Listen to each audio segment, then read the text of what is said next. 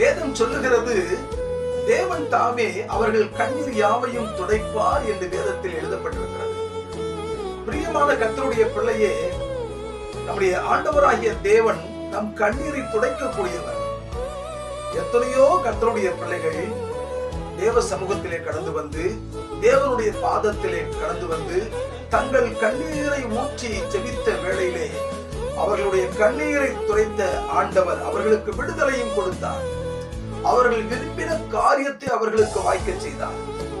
இன்றைய நாளிலும் கூட நீ ஒருவேளை உன்னுடைய சூழ்நிலையை கருத்தில் கொண்டு உன்னுடைய நிலைமையை நினைத்து ஒவ்வொரு நாளும் கண்ணீர் வடித்து கதறுகிறாயா?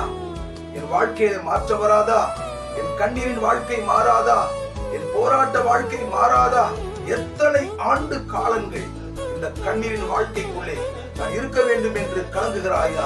இன்றைய நாளிலே கர்த்தர் உன் கண்ணீரை துடைத்து தனக்கு வாழ்வளிக்க உண்மையுள்ளவராயிருக்கிறார்.